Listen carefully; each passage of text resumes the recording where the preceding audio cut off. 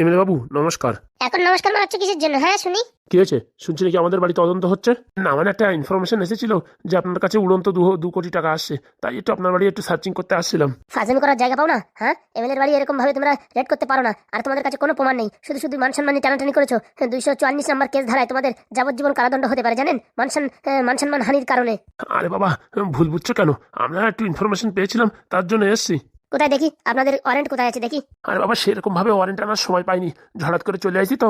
ঠিক আছে, এখন আপনাদের নামে কেস ফাইল করছি, চড়াত করে আপনারা জেলে চলে যাবেন আর আপনাদের চাকরি হাত থেকে চলে যাবে। দেখি আর আপনাদের আইডেন্টি কার্ডগুলো দেখি। বলছি ভাই, শুধু শুধু এরকম উত্তেজিত হবেন না। কচুপুড়াদের মুখি একদম আটা ঘষে দেবো। হ্যাঁ, এসে তখন থেকে আমার কি নাকি বলছে, আর বাড়ির আশেপাশে সবকিছু তদন্ত করে খুঁজে ফেলেছে। শয়তানের হাড়িগুলো, এদের মুখ একদম কালি করে দেওয়া উচিত। কে আপনাকে সাহস দিয়েছে? কার পারমিশনে আপনি আমাদের বাড়িতে সব জায়গায় খোঁজাখুঁজি করেছেন? হ্যাঁ, আর কিছু পেয়েছেন? শুধু শুধু আমার নামে বদনামি। হ্যাঁ এমএলএ বাবু, ভুল হয়ে গেছে। ভুল ইনফরমেশন পেয়েছি। ইনফরমেশন পেয়েছিস কি না পেয়েছিস সেই তো লেটার দেখা। তুই একটা বাড়িতে সার্চ ওয়ারেন্ট করতে যাচ্ছিস, তার লেটার দেখা। বলছি তাড়াতাড়ি আসি তো, ভুলে গেছি। বলছি কটকটি, এদের এখন কি শাস্তি দেওয়া যায়? এদের একদম চাকরি থেকে বরখাস্ত করা হোক। না না, এরকম করবেন না। আমাদের পুরো ফ্যামিলি আছে, সব রসাতলে চলে যাবে। সে কথা তোদের আগে থেকে মনে ছিল না? ঘর সার্চিং করবে, ওর এত বড় সাহস দেখাচ্ছি। বলছি কি ভুল হয়ে গেছে, এবারের মতন ক্ষমা করে দাও। ভুল হয়ে গেছে মানে ফাজলামিতি? হ্যাঁ, কার বুদ্ধিতে তুই এখানে আসছিস বল? কে ওকে ইনফরমেশন দিয়েছে বল দেখি। না না মানে সেরকম কেউ না। বল নাম বল, যদি বাঁচতে চাস নাম বল, না হলে দেখ তোর অবস্থা কি করি। না না না, কেউ দেয়নি, ওই আর কি অফিস থেকে ইনফরমেশন পেয়েছি। ঠিক আছে দেখ, তোদের কি করতে হয় কি না করতে হয় আমি দেখাচ্ছি। বলছি বাপ কটকটি, থানায় গিয়ে খবরটা দাও তো। এক্ষুনি দিচ্ছি এমএলএ বাবু। তাড়াতাড়ি দাও। না স্যার, এরকম করবেন না স্যার। বলছি একটা ফোন করে দিলেই তো পারতে, শুধু শুধু কটকটি আবার পাঠানোর কি দরকার ছিল? কটকটি, হ্যাঁ এমএলএ বাবু বলেন। তোর যাওয়ার দরকার নেই, আমি এক্ষুনি ফোন করছি। হ্যাঁ আচ্ছা, আমি বাথরুম থেকে একটু আসি। তাড়াতাড়ি আয়। বলছি আমাদের ছেড়ে দিন, আমাদের সংসার যে সব শেষ হয়ে যাবে, সব তো আমাদের উপরই চলে। এখন যদি আমাদের চাকরি চলে যায় তাহলে কি করে কি হবে? তোদের ছাড়তে পারি একটা শর্তে। বল তোদের কি পাঠিয়েছে? বলছি, বলে দিলে আবার আমাদের সমস্যা হবে। তোরা আমাকে তোদের চাকরি বাঁচাবি না তোদের সমস্যা দেখবি, তাই দেখ। ওই নারকেল বেগম। তাই তো ভাবি, এত বড় আসপর্দা কার? আমার বাড়িতে সার্চ ওয়ারেন্ট পাঠিয়েছে, দাঁড়া নারকেল বেগমের করছি। বলছি স্যার প্লিজ বলবেন না, আমাদের নাম বললে আমাদের অনেক টর্চার করবে। ও বিটি অনেক শয়তান বিটি। সত্যি স্যার, আমাদের কোনো ইচ্ছা ছিল না আপনাদের বাড়ি আসার, আর এসেও তো কিছু পাইনি। আপনি তো একটা সৎ মানুষ, কিন্তু ওই মহিলাটা আপনার নামে উল্টোপাল্টা বলে আপনার বাড়ি পাঠিয়েছে। তাই আমাদের ভুল হয়ে গেছে, ক্ষমা করেন। দাঁড়া কটকটি আসুক, তারপর তোদের ক্ষমতার জন্য একটা ফোন কিনেছি, তা কিছু বুঝেও পারতেছি না। কোথাতে টিভি দিলে কি হয় আমি কিছু বুঝেও পারছি না। পাইছি, একটা গভর্নমেন্ট মাল পাইছি। কি কাকা, ফোন কিনলেন নাকি নতুন? আর বাবা বুঝলে না, ফোন তো দোকানটা একটা সিম কার্ড ভরে দিয়ে দিয়েছে, তখন আমি টিপা টিপি করে কিচ্ছু বুঝতে পারছি না। কই দাও দেখি আমার কাছে, আমি দেখি দেখি চালু হয়েছে কিনা। হ্যাঁ বাবা, তুমি একটু দেখো তো চালু হয়েছে কিনা। এই নাও দেখো। টাওয়ার তো আছে, দাঁড়া একটা ফোন লাগাই দেখি যাচ্ছে কিনা। হ্যাঁ তাই লাগাই, দেখো তো। খারাপ ফোন দিল নাকি আমার আবার? 32570098। এই তো বাবা, রিং হচ্ছে। হ্যালো, হ্যাঁ ফুটুদা, আমি ওই কটকটি বলছি। আরে বাবা, এটা আমার কার নাম্বার? আরে নাম্বারের কথা ছাড়ো, একটা কাকা নতুন ফোন কিনেছে, তাই একটু ফোন করে দেখলাম লাগছে কিনা। বলছি ওই আম গাছতলে দুটো ছাগল বাঁধা আছে, সময় মতো নিয়ে যেও। বলছি কোন আম গাছতলে? ওই পুকুর পাড়ে যেখানে তুমি রোজ দিন বাঁধো। হ্যাঁ হ্যাঁ ঠিক আছে, সময় মতো নিয়ে যাব।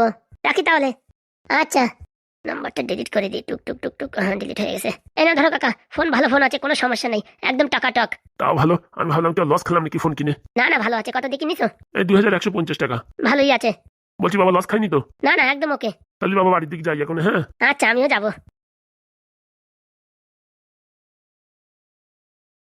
কি হয়েছে ফুটু ভাই, এরকম চেঁচাচ্ছিস কেন? বলছি কি তাড়াতাড়ি কুদাল ধরো, খেলা বাদিয়ে গেছে। কুদাল ধরো, খেলা বাদিয়ে গেছে মানে বুঝলাম না। আরে ফুটো দা, একটু সবকিছু ক্লিয়ার ভাবে বলো, আমি বুঝতে পারছি না। খাজানা বাদিয়ে গেছে মনে হচ্ছে। আরে ফুটো, তুই এইভাবে কথা বললে আমরা কি বুঝতে পারি? একটু ক্লিয়ার করে বল।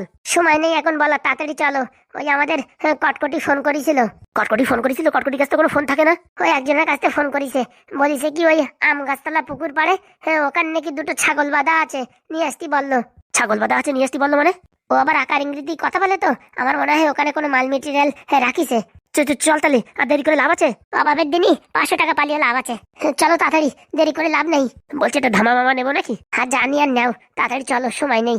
যদি রে ভাই ওখানে বেশ কিছু টাকা পাওয়া যায় না, বিশাল মজা হবে। আমার তো মনে হয় ওরকম কিছুই হবে। তাহলে আর দেরি করে লাভ আছে, অভাবের দিনই খাজানা, তাড়াতাড়ি চলো। বলছি ভাই, আমার একটু হাগা পাইছিল। আরে হাগা হুকি পরে, আগে মাল মেটেরিয়াল খোঁজো, তারপরে হাগিয়ে নদীর পাড়ে। চল তালি, হাগা পরেও যাবে। তাড়াতাড়ি আসো হাগুদা, আমি বাইরে দেখি বস্তা ফস্তা দুটো ধরি। বস্তা ধরবি কেন? তুই কি মাটি আলু আনবি নাকি? আরে যা হবে দেখা যাবে।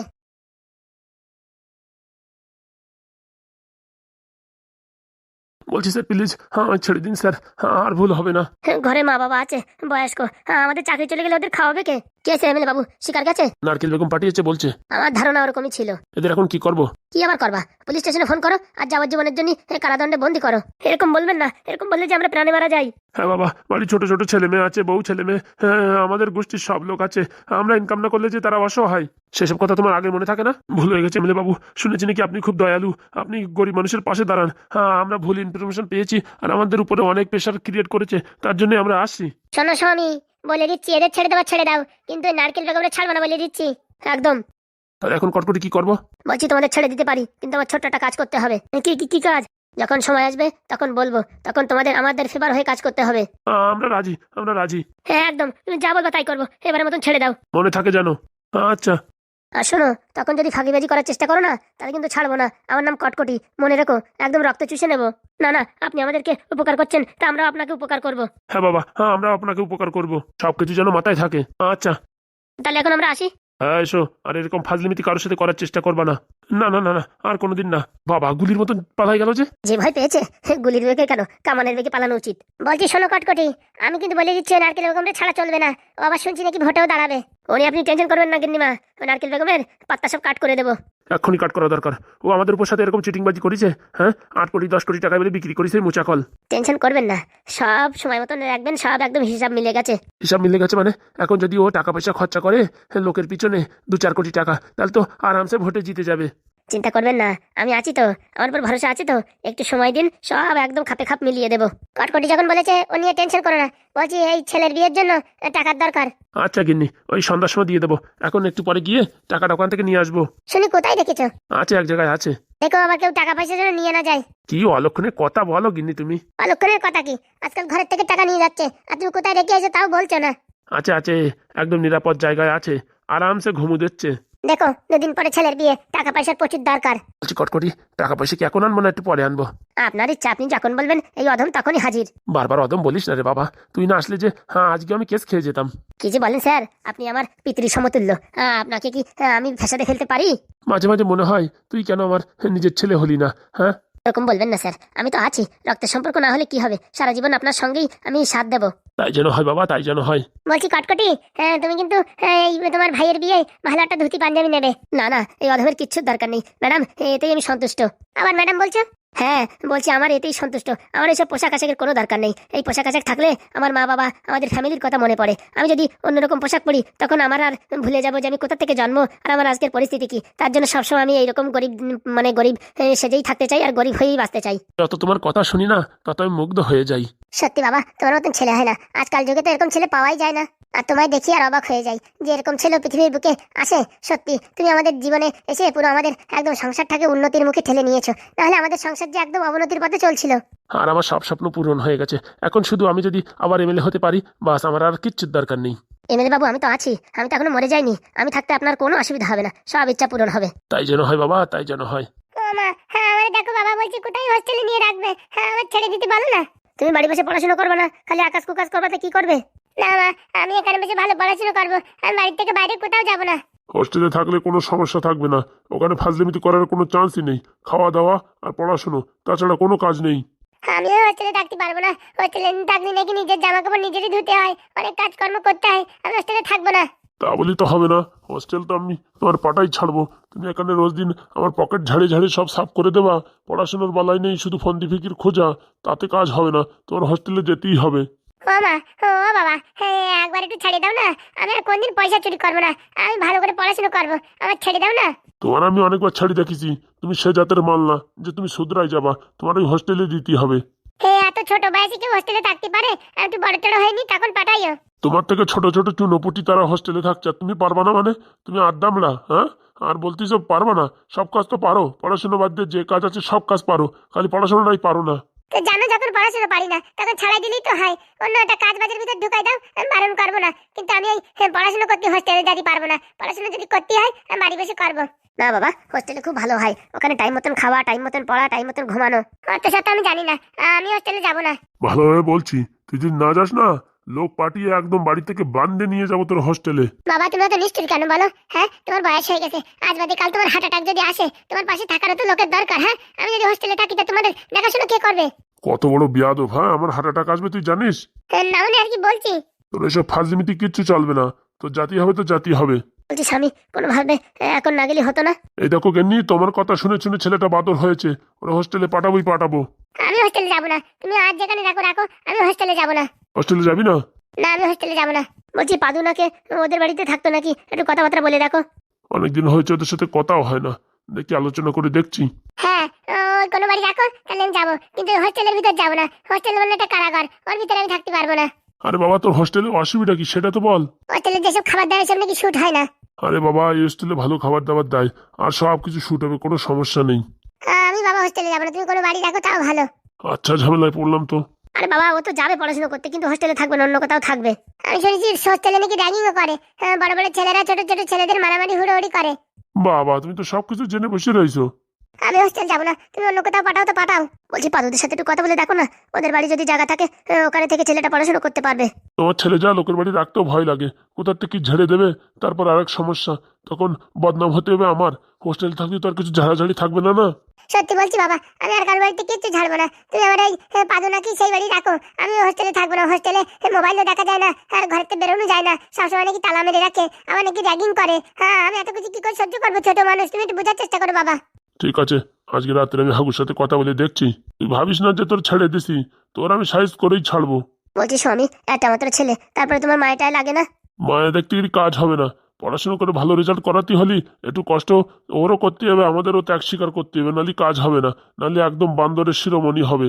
ঠিক আছে, তাহলে তুমি এই হাগুর সাথে কথা বলে দেখো, তারপর ছেলেটারে চাপ দিও। এমনি ভাবে চাপ দিয়ে দিয়ে ব্রেনটা নষ্ট করো না। ঠিক আছে, দেখছি। চল বাবা, খাওয়া দাওয়া করে নিবি।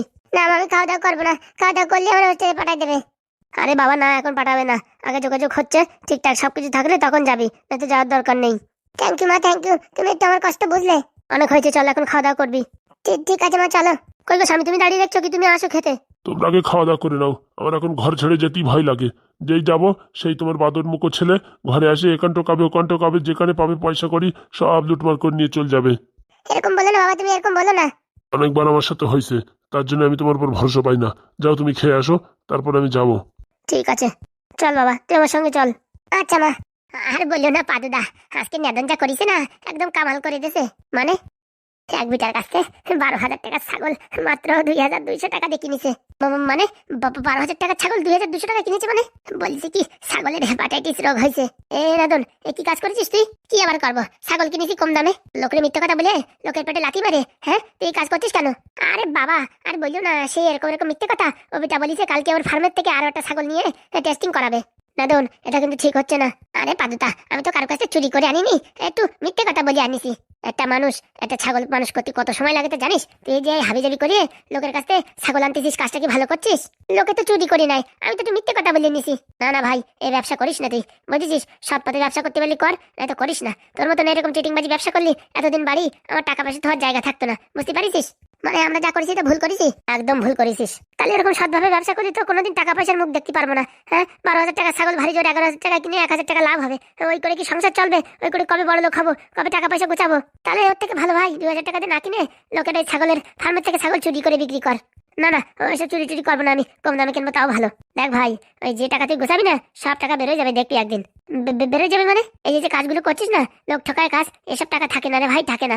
এমন কোনো কিছু হবে সব টাকা একবারে বেরোয় যাবে। তাহলে এই যে যারা আংটি বেচে, এই যে যারা মাদুলি বেচে, হ্যাঁ মিথ্যে কথা বলিয়ে, হ্যাঁ তাদের কিছু হয় না?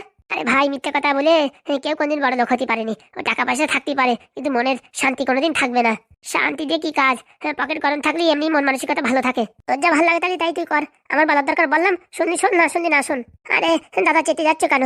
ওই সৎভাবে ইনকাম করলে পারে কি টাকা দেখা যায়, তাই বলছি। তোর অসৎ পথে যদি টাকা ইনকাম করতে হয়, তোর যা ইচ্ছা তুই কর, আমি তোর কিচ্ছু বলবো না। আর এই সৎভাবে চলিস, সবসময় তোর পাশে আমি আছি, বুঝতে পারছিস? আর অসৎ পেলে চললি পারে তোর সামনেও নাই পিছনেও নাই। তুমি বলছি কি, এই দেখো বেশিরভাগ মানুষই তো অসৎ পথে চলে। এই তোমার শ্বশুর দেখো কি ফোন দিয়ে ফিকির করিয়ে তোমার সাথে বিয়ে দেওয়ার চেষ্টা করছিল। এটা তো পুরো একদম ডুপ্লিসিটি অসৎ কাজ। হ্যাঁ, তো এতে পাপ হবে না? পাপ হবে কি না হবে সময় আসলে দেখতে পারবি, বুঝতে পারিস? এখন ওইসব নিয়ে কথা বলিস না, যা বলছি তাই কর, ওইসব কাজ ছেড়ে দে। আর তুই যদি আমার কথা না শুনিস, তাহলে তোর আমি কোনো সাপোর্ট করবো না। বলছিলাম তোমার ওই ছাগলের একটু ওষুধ তৈরি করতে বলেছিলাম, করিস? ওইসব চেষ্টা করেছি, হচ্ছে না, আর আমি সব পারবো না, বুঝেছিস? হচ্ছে না, না তুমি বানাবা না এখন, তাহলে যা ভেবেছিস তাই। বলছি পাদুদা, আমি ওই নেদনের সঙ্গে গেছি, তাহলে কি ওই পাপের ভাগিদার আমিও হয়েছি? অবশ্যই। তাহলে এখন কি করতে হবে? এরকম ভাবে বলছো মানে বিরাট বড় পাপ করে ফেলাইছি, করেছিস তো? পাপ যখন করে ফেলেছি তখন পাপের থেকে বাঁচার জন্য একটা রাস্তা বের করে দাও। শোন ভাই, কম টাকা ইনকাম কর, তাও সৎ পথে ইনকাম কর, দেখবি তুইও সুখী থাকবি, পরিবারের সব লোক সুখী থাকবে, কিন্তু এই অসৎ পথে টাকা ইনকাম করিস না। আচ্ছা ঠিক আছে, আমিও কোনোদিন আর যাবো না। তাই বলছি পাদুদা, এখন ভুল তো হয়ে গেছে, এরপরের থেকে আর করবো না। এরপরের থেকে না, যে ভুল করেছিস সেটাই সংশোধন কর। মানে কি করে সংশোধন করব?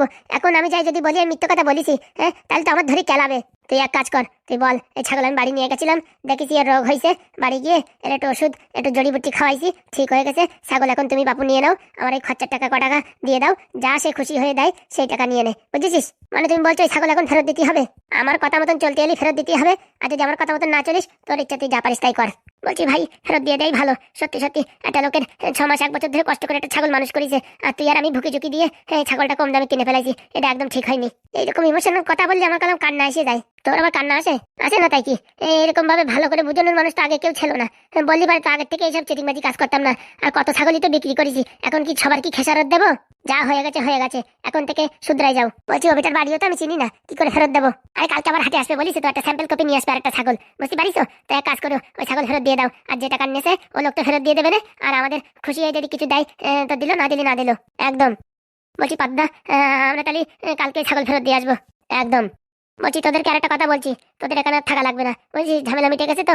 এখন তোরা টুলাটুলি বান্ধে কালকে কাজটা করে কালকে বিকেলে চলে যা, না তো পরশু দিন চলে যা।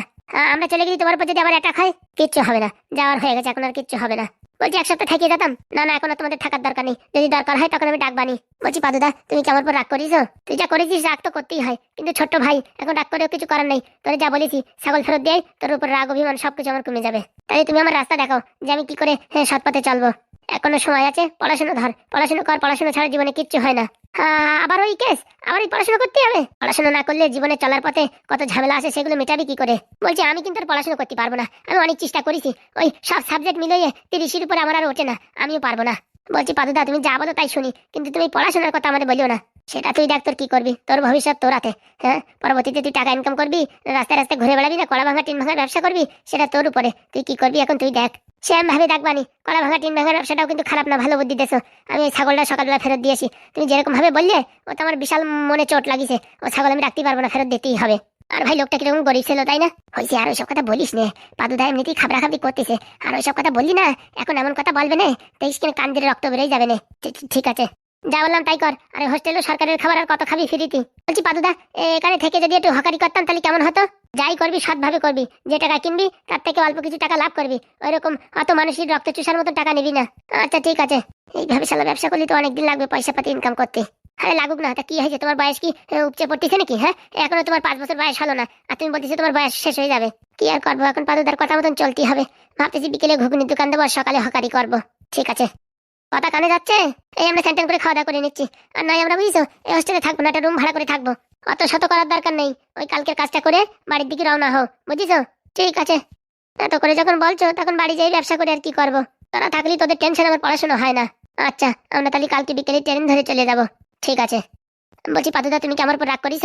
না না, যে কাজটা করেছিস সে কাজটা সংশোধন কর, তোদের উপর কোনো রাগ থাকবে না। আচ্ছা চলো লাল, চলো ভাই। কোন পথে যাবো এখন? চিটিংবাজি ব্যবসা বন্ধ হয়ে গেল, তাই তো এখন অনেক কষ্ট করতে হয়ে যা দেখতেছি। এদের নিয়ে আর পারা যায় না বাবা, যেখানে যাবে সেখানে চিটিংবাজি, আর কি বলবো। এখন কথা শুনে যদি এসব কাজ ছাড়ে তো ভালো, নাহলে তো জীবনটা পুরো ভবিষ্যৎ পুরো অন্ধকার হয়ে গেল। এইসব লোকের টাকা মেরে খালি সংসারে শান্তি আছে? কি বলো বন্ধুরা, আমার কথায় যুক্তি আছে নাকি যুক্তি নেই? তোমরা একটু নিচে জানিও কমেন্ট করে। দুটো ভাইরে একটু বুঝালাম, বুঝলি তো ভালো, না হলে তো গেল রসাতলে সব। ভালোভাবে বুঝালাম, এরপরে যদি না বোঝে এদের জন্য ব্যবস্থা আছে আমার কাছে। এমন জড়িবুটি ওষুধ তৈরি করবো না, 2 ফোঁটা খাওয়াই দিলি পারে, হ্যাঁ আকাশ কুকাশ সব বেরোয় যাবে, কিচ্ছু করতে পারবে না। লোকের টাকা মারিয়ে কোনো ব্যবসা হয়? যাই দেখি, পড়াশোনা করতে বসতেই হবে, আবার 2-4 দিন পর পরীক্ষা, এই পরীক্ষায় পাশ হয়ে গেলে পারে মোটামুটি ভালো একটা পজিশন হবে।